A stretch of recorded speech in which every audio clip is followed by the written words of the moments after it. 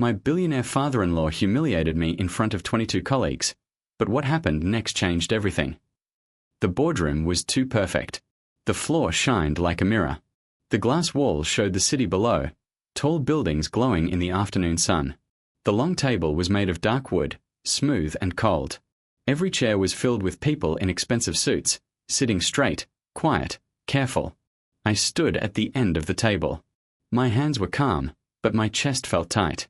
I had worked in this company for years. I had given it my nights, my weekends, my sleep. I believed this place was my future.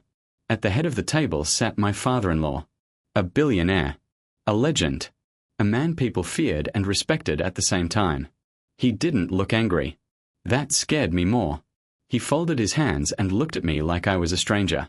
Like family meant nothing here. "This meeting is short," he said in a low, steady voice. "We are making changes." No one moved. No one breathed. Then he looked straight at me. "You're fired." The words hit me, but there was no sound. No shock in his voice. No reason given. Just a decision already made. I waited for him to explain. He didn't. I looked around the table. 22 faces. Men and women I had trained. People who came to me for advice. Some of them avoided my eyes. Some looked angry. Some looked confused. But no one spoke. I nodded slowly. "Understood," I said, even though nothing made sense. I picked up my coat. The room stayed silent as I walked toward the door. Each step felt heavy. When the door closed behind me, the quiet finally broke inside my head. 3 days later, I was driving. The city disappeared behind me. Tall buildings turned into empty roads. The noise faded. The air felt lighter, but my heart felt heavier.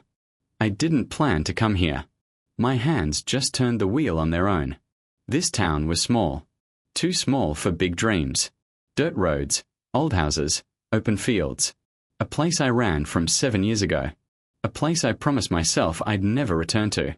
I parked near a farmhouse at the edge of town. The paint was faded. The fence leaned to one side. The wind carried the smell of soil and grass. And then I saw her. She was standing outside, holding a small box filled with tools. Her hair was tied back, messy from work. Her clothes were simple. No jewelry. No makeup. But it was her. 7 years felt like yesterday. She looked thinner. Older. Tired in a quiet way. But when she lifted her eyes and saw me, something cracked in her face. She froze. I said her name without meaning to. She swallowed hard. I thought you'd never come back." Her voice was soft. Careful. "I didn't think I would," I replied.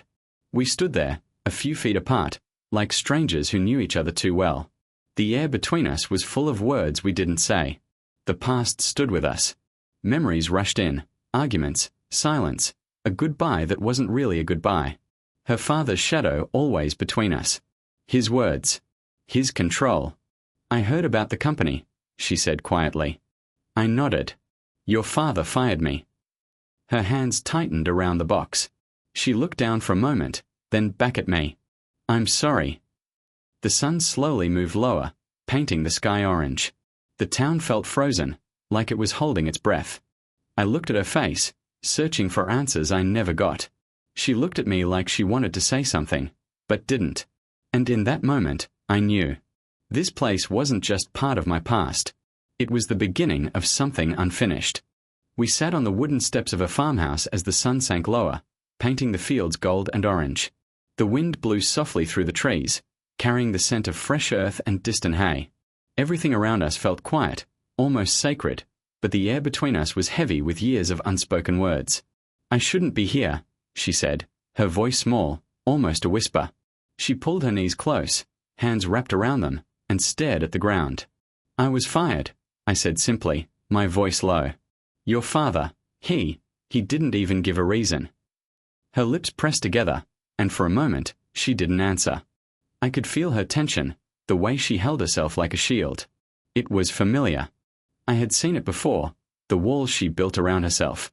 I know," she finally admitted. Her voice cracked slightly. "I heard. I'm sorry." I leaned back on my hands, looking out at the fading light across the fields. 7 years, I said. You disappeared without a word. You didn't even tell me why. She flinched, as if the words hurt her.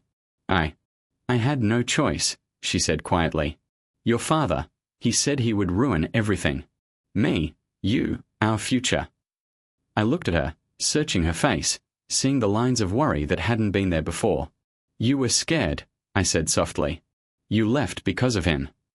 She nodded, eyes filling with something I hadn't seen in years, regret. Yes, she whispered.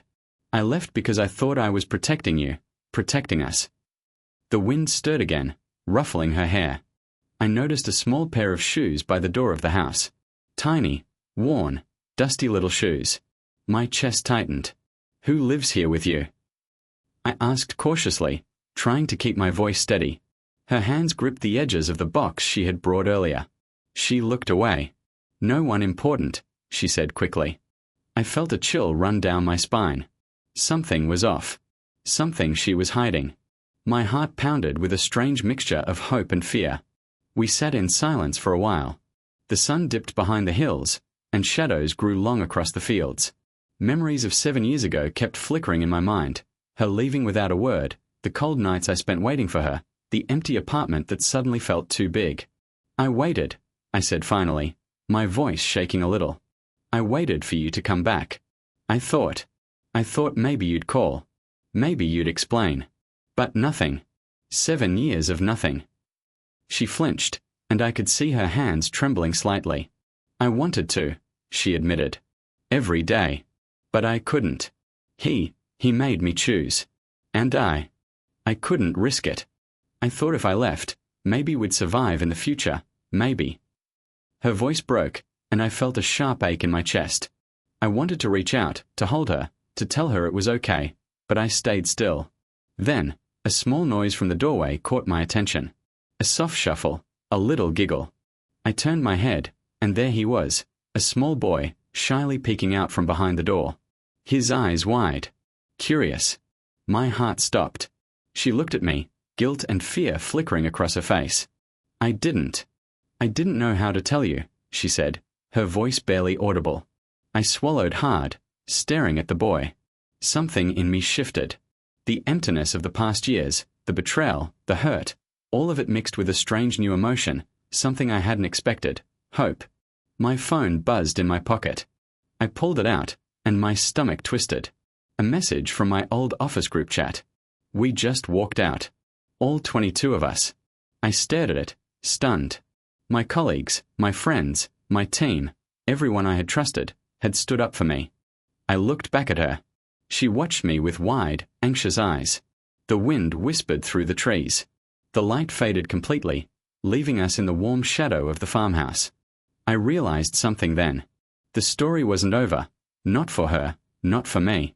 Something bigger was coming. And somehow, I knew the truth was about to change everything. The air was heavy, but for the first time in years, it wasn't crushing. It was full of anticipation. Full of secrets waiting to be revealed. The farmhouse was quiet except for the soft hum of evening crickets. The boy shifted from one foot to the other, glancing at me with wide, curious eyes.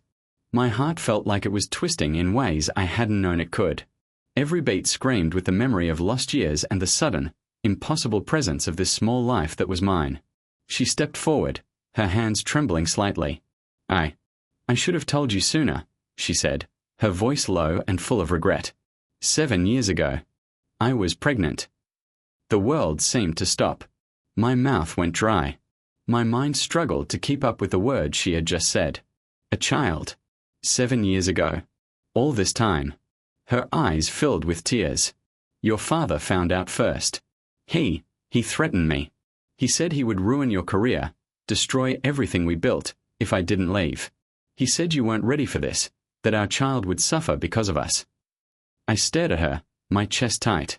The anger, the hurt, the betrayal I had carried for so long all collided with a strange, new feeling. Relief that she hadn't left me because she stopped loving me, and of that she had made a sacrifice I could barely imagine. I looked down at the boy. He was small, shy, but there was something in his eyes, something so familiar, that it stopped me cold. He had my nose. My hands. my eyes wide and curious. He looked at me as if trying to recognize a face he had only just met, yet somehow knew. "Mom?" he asked softly, stepping closer to her. I felt a lump in my throat. I had imagined this moment in countless dreams, never expecting it to be real. I knelt slowly, trying to meet his gaze without startling him. "Hey there," I said quietly, my voice catching. I'm your dad." His eyes widened. His lips trembled, and then he ran forward, wrapping his small arms around me. My own arms froze for a moment, then I held him tight, feeling every lost year in that one embrace. She watched us, tears running down her cheeks, a mixture of fear, relief, and love. "I was trying to protect you," she whispered. "I never stopped loving you, and I never stopped hoping you'd come back." I closed my eyes, letting the emotions wash over me. The pain of the past 7 years, the betrayal, the firing, the humiliation, was still there, sharp and real. But standing here, with them both, I realized something.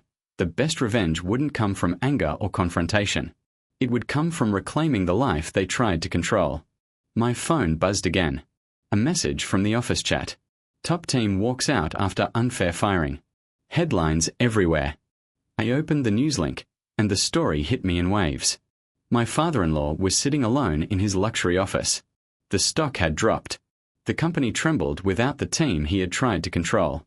The power he had wielded over me, over my life, was slipping away, not through force, but through loyalty, respect, and truth. I felt a strange, calm satisfaction. No shouting. No revenge plots. Just the truth, finally coming full circle.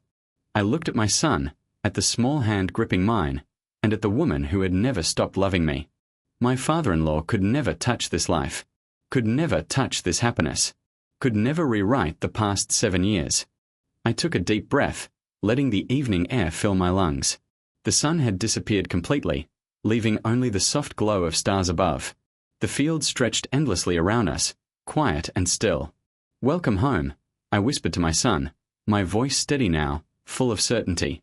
She smiled through her tears, and I reached out to hold her hand. For the first time in years, everything felt right. And deep down, I knew the truth. The ultimate revenge wasn't money, power, or recognition. It was love. It was family. It was life itself, untouchable, untamable, and mine. The boy looked up at me again, bright eyes shining, and whispered, "Daddy." I hugged him tighter. "Yes," I said. "Daddy's here." And for the first time in 7 long years, I felt like I had truly come home.